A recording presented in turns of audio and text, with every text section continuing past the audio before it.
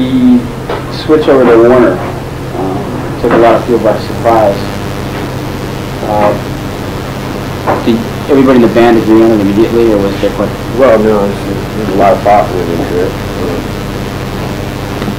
Essentially, we had every record company in the world come to us with the exception of one. I think who that was, but sorry,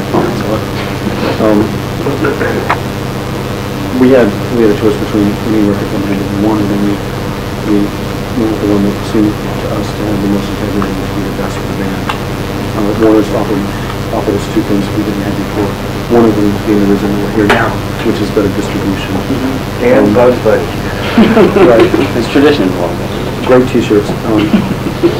The other being that we have complete artistic control over everything, the contract. That's 100%. 100%. We just handed the record, they said. Is that right? That's it. But did they kind of offer sort of like suggestions, like they have, yeah, very gingerly? There are understood ways to succeed in the music industry, and some of them we agree with, and some of them we don't. And the ones we don't agree with, we don't do. So. 前々からその、メジャーの会社と契約したいっていうのは思ってたんです。Had you thought even from the very beginning that you would eventually be signed with a major label, or? こういう一派もまた一つのムーブメントになっていると、まあ評論家的には思うわけで、例えばそのHad you thought even from the very beginning that you would eventually be signed with a major label, or that was not even? From the beginning of our career, yeah, we never even knew that we were going to do this. We never had any idea that it would get as big as it did. Having not planned it, 10 seconds in, clearly, this far along, there are things you have to think about. The fact that our schedule has been booked until February of '89, '90, I guess. We know what we're doing for the next 9 months of our lives, but outside of that, we had no intention of ever even recording an album, much less touring the world. I think that attitude of just kind of doing it because we wanted to kind of gives us a big leap in a lot of people who go into it from reasons outside of it. と思った通りこうプラン立てずにやっていく上で、IRS でやってる間になんかこう、やりづらい部分とかその制約みたいなのを感じたことはあります。Aside from the distributional limitations of IRS, were there any shortcomings in being part of that organization? Not really. Not that we feel like we can really talk about it, I guess. No. That would be like breaking into someone and writing a book about how many times they forward the night or whatever. You just don't.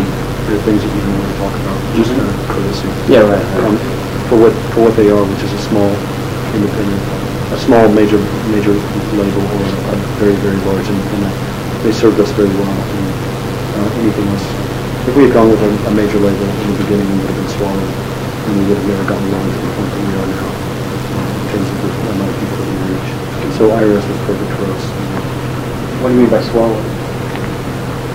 A lot of major labels tend to take on a lot of small bands, and they're not really putting a big push behind them. And IRS and people that really believed in us and felt like, although they didn't understand us all the time, they were able to give us some records and tell them there's something going on there that's good. And so they followed us and they kept up with us and they supported us. 単にそのスタート時点として、インディーレベルからやるのがやりやすかったっていう以外に、その何かIRS とこうにやる意味をね見出してたの。なんか新しい動きをアメリカで作ろうみたいなそういうわかります、そういう意味合いもはなかった。I suppose that the IRS being a smaller organization made it easier for you guys. You said there was no risk of being swallowed up. But at the same time, since IRS was kind of a new label, I suppose that there was also sort of the intention of being part of something new, starting a new type of sound or movement. Yeah, well, at the time when we signed with them, well, they always had a pretty cool roster. But when we signed, when we were contemplating signing with them, they were really cool. I mean, we had like the Buzzcocks and the Cramps and stuff, bands that we liked, and just kind of that idea that you can kind of make cool records on a shoestring budget, and that doesn't require big bands and all this bullshit. Really, that we didn't want to do. So. In that sense, it was something new. I think I feel like the movement was probably outside of the label, though. I mean, clearly what we were doing was outside of the label. I think that they had a lot of great bands, but never really. I mean, it was kind of after the fact. By the time we got signed, it was 82, and most of the excitement that could really be considered a movement had already passed, I would say. You think so? Yeah. Also, that's a great shirt.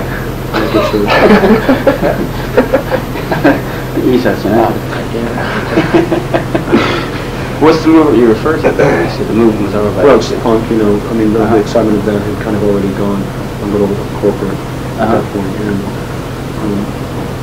I think that whatever movement we spearheaded, supposedly, which of course we didn't, or whatever movement we were kind of caught up in, which was either the second or third wave after that initial 75, 76, 77 excitement. It was something that was much more autonomous than the record label at the time. They were just the best ones at that point. わかりました。じゃあ作品の話に移りたいんですが、ニューアルバムは今までみたいなすごく険悪なムードというか怒りみたいなものが一区分すらいですごく、ほのぼのした気分に僕はなったんですけども、なんかソングライティングの時点でそういう気持ち的な変化はありました。The latest album, R.E.M, seems like it doesn't have any of the anger, maybe negative feelings that were expressed earlier. It seems like it's more relaxed, more wholesome, more mellow. Wholesome, mellow, strong words. What happened at the songwriting stage? Is the question. What happened to? Why did it go in that direction? First of all, is that a correct assumption?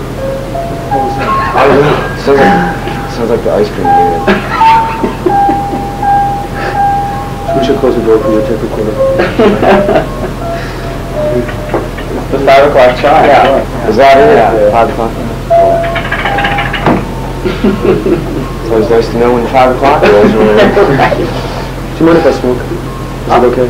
Yeah, it's okay if I smoke. With Green, we wanted to make a record that was very uplifting and very good. And that was, I guess that is a correct assumption of what I'm saying. It is, yeah. I think mellow is kind of an awful word, but I wanted to make a record. We wanted to make a record that was very uplifting, and so a lot of the vitriol or the fire, the anger that's expressed on some of the earlier stuff. I just didn't feel like it was really a time for it. I feel like right now it's time for me to be lifted above all that, above the other things. And it's a very internal record as well. It feels like the first person singing, third person plural, and it's a record of liberation and revolution, but it's not a revolution of the people. It's more of an internal, more of an individual landscape that we're doing.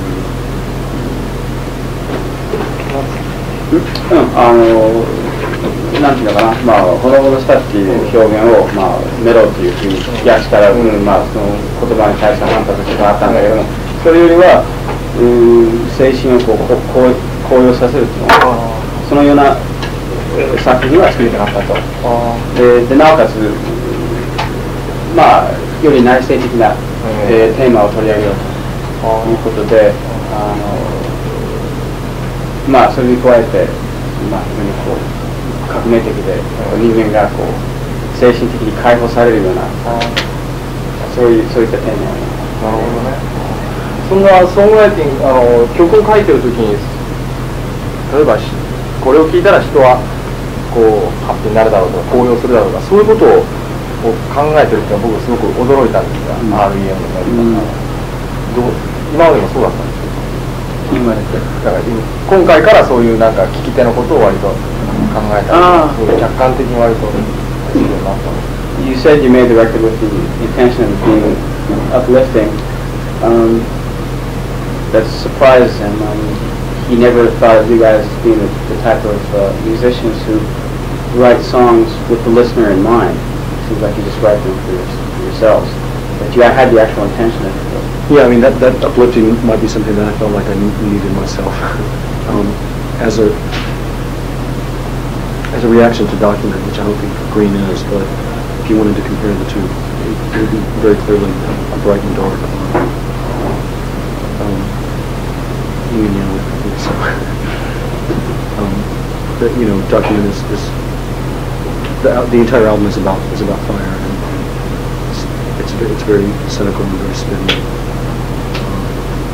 And very vitriolic. And Green is kind of the other way around, although a number of the songs are very sad, or on the surface are very sad.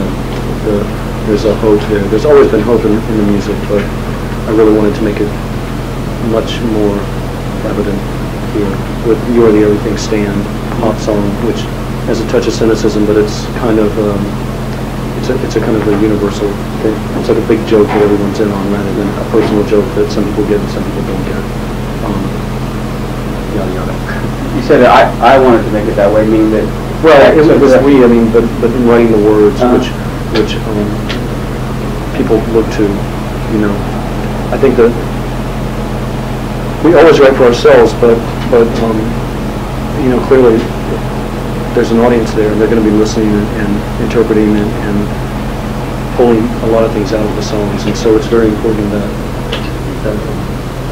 we can have it together and know what it is that we want to present to us. Get Up っていう曲と最後のタイトルのない曲があるんですが、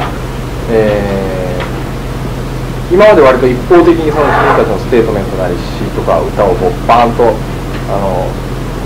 こう放り出してきただけという割と印象があるんですけど、この2曲を聴くとすごくその聞き手のことを思いやってというか、聞き手に対してコミュニケートしたいっていう部分がすごく素直に出てると思うんですけど、どうでしょう。On the songs, the untitled track, and I believe the other one is Get Up. You seem to be directly trying to approach the listener, as opposed to just freely, throwing out your ideas. You seem to be actually going directly for the listener. Is that an accurate assumption? Bill's jet lagged. No, it's just that actually, I mean, you can answer that a lot better than I can. And I am jet lagged. I would say yes, but again, the listener, in those terms, is an extension of myself. Get Up in particular takes this kind of Jekyll and Hyde thing where there's always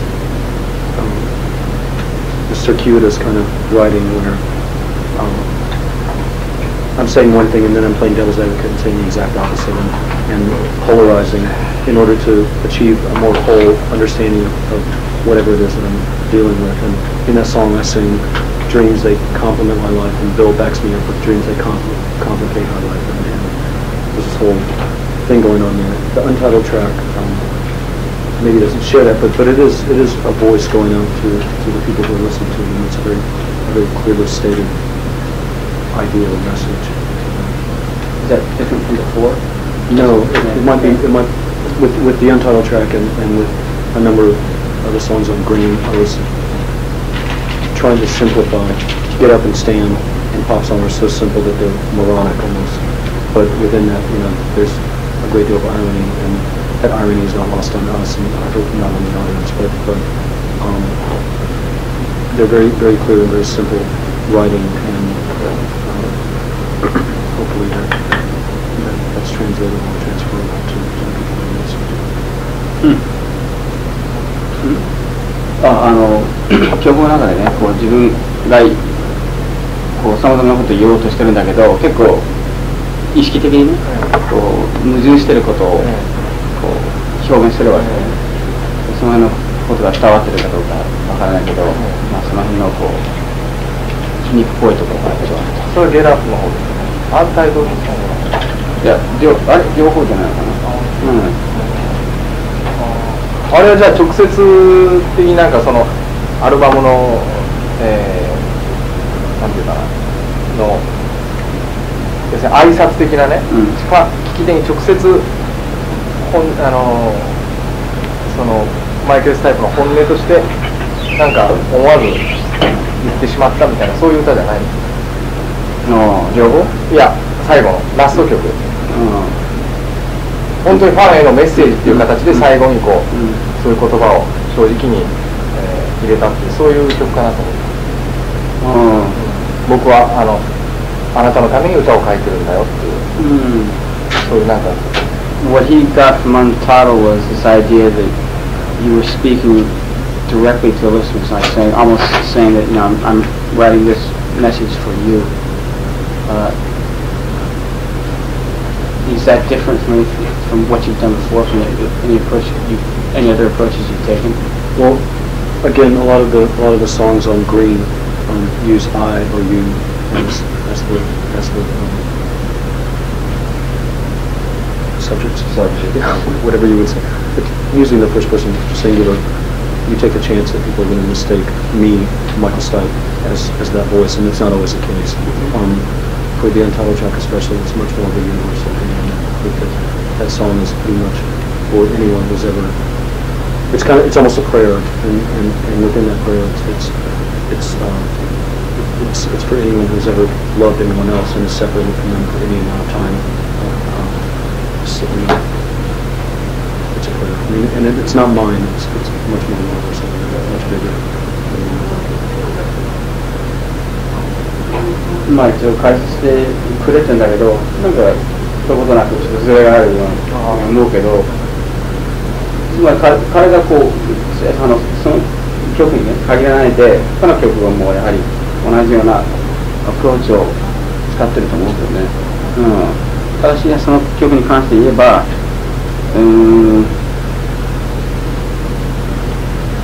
まあ今までとの違いっていうのは。よくわかんないね結局は話が難しすぎるよ。なるほどね日本での受け取られ方なんですけども、R.E.M っていうとすごくハードなロックンロールとかもあるのにもかかわらずね、そういうロックサウンドとしてなんかこう肉体的に楽しむっていう人はすごく少なくて、いわゆる辞書片手にヘッドホンして辞書片手に一生懸命詩を調べてで聞き終わったらすっかりなんかシニカルな人間になってるみたいなそういうイメージで受け取られてるんですけど、これはそれに対してはどう思いますか？アメリカでもそうですか？In Japan, it seems the average R.E.M listener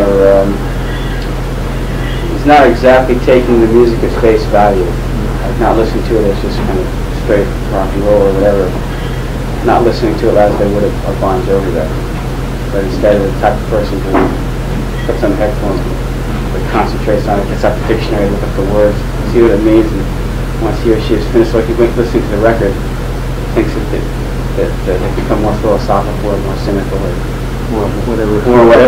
Yeah, exactly, or altered in some way. Right. We are a psychedelic drug. Exactly. What I was saying. They're mind-expanding to opiate of the masses. Opiate of the masses. So, how do you find that situation? Is the same in the States? Very much, yeah. That's Although the reward. The reward. Yeah, it is. Yeah. It's great when something. It's also really great when something like Stand can become a single, and the housewives are listening to it. The regular rock fans are listening to it. Something that a lot of people are listening to, kind of hopefully raises the collective unconscious a little bit, whether they're aware of it or not. They're listening to something that's probably got a little more content than Bon Jovi, and that's very pretentious of me to say, but I kind of believe it. I guess I have to. What do you mean by substance?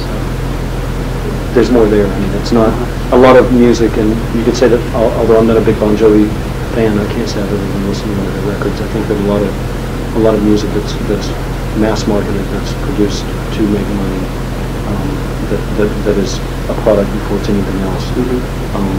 It tends to come across like a lot of things that we face in the 20th century, which is it's kind of a given that it's handed to you complete, and you're to accept it at face value, and there's no thought process that needs to go into it, whether it's like television, films, most videos, even literature these days.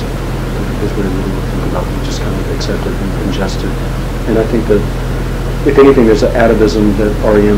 has that is hoping to circumvent that movement and jump back to a time when you accept something and you recognize that you have to put part of yourself into it to understand it.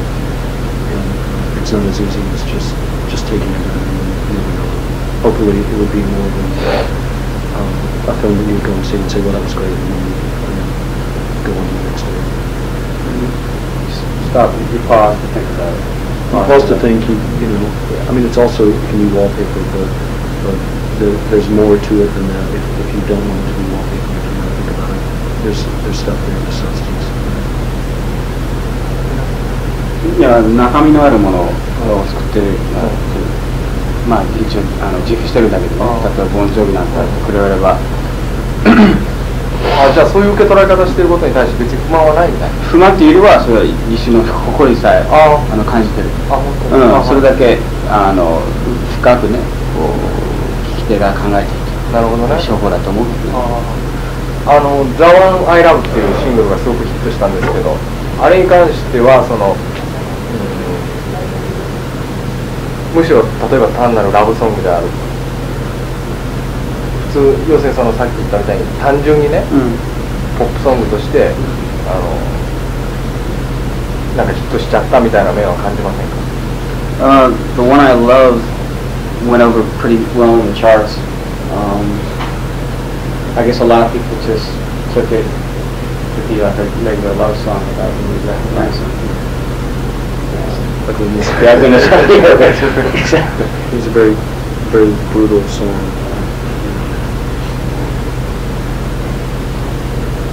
There was that sort of reaction to it. It's unfortunate that the first song of ours to really make it into that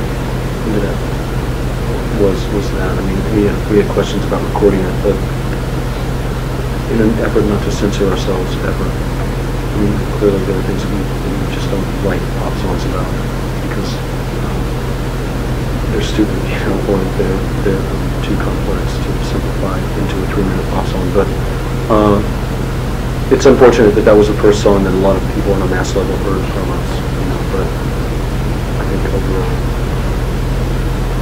yeah, it's a brutal song. Pretty real. もう何だった？いや、要するに俺が聞いたのは、これからメジャーからデビューしてね、どんどん例えば、ファン層客が増えると、今までみたいな良質なファンだけじゃなくなるんですよね。その辺に対する心配なりなんなりっていうのはない。誤解する人もいると思います。Now that you do reach a wider audience, do you worry about a lot of bozos buying your record? Worry about what? A lot of bozos buying your record, not really pausing to think about it, just kind of and not getting from it what you guys are trying to put into it. Well, they won't buy the next one.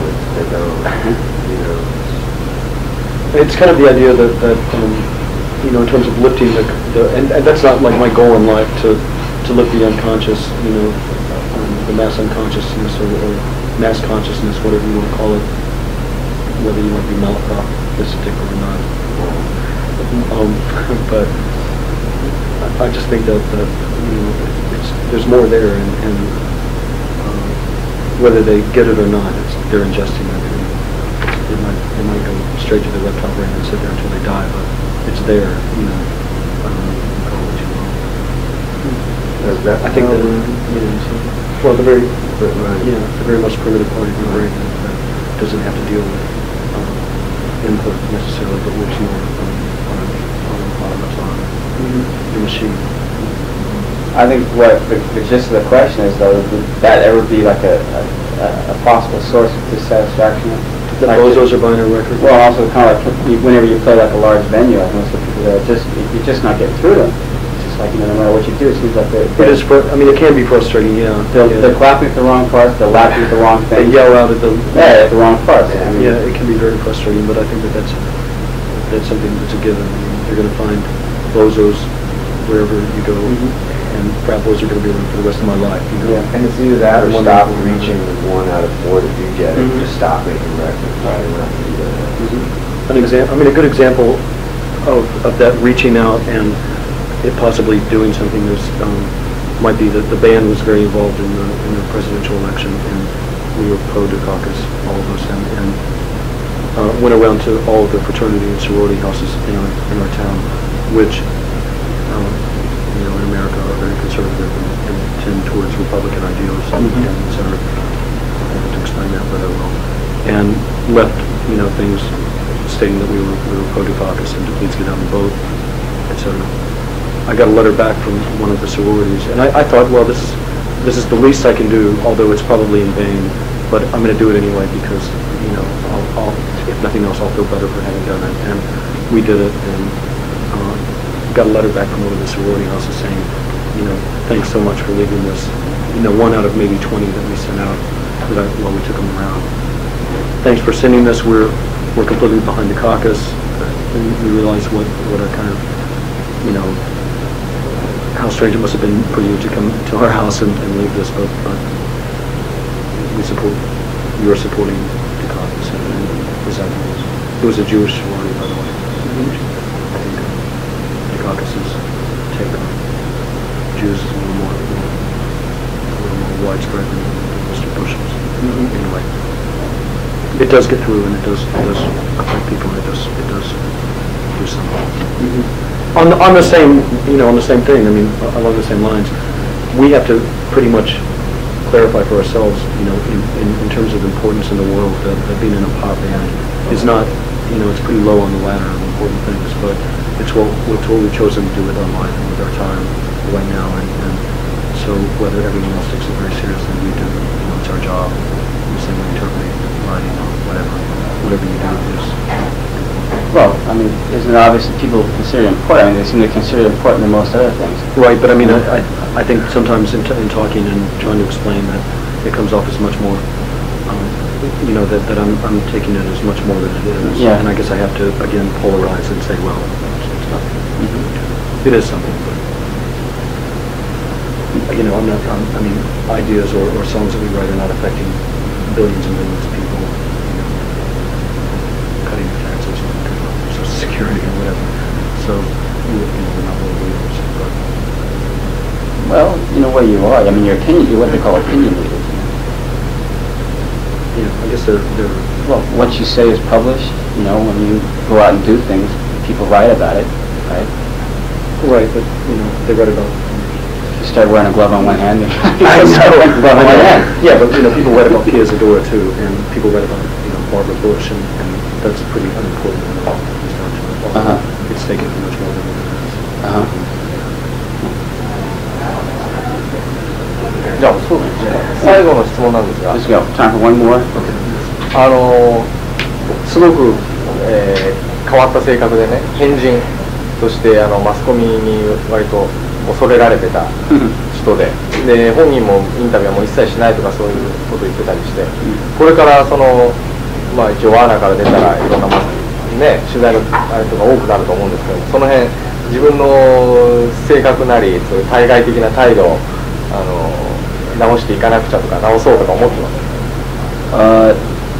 He'd always heard about you guys as like being sort of the band of eccentrics, the band that doesn't really cooperate with the press, the band that kind of does things its own way.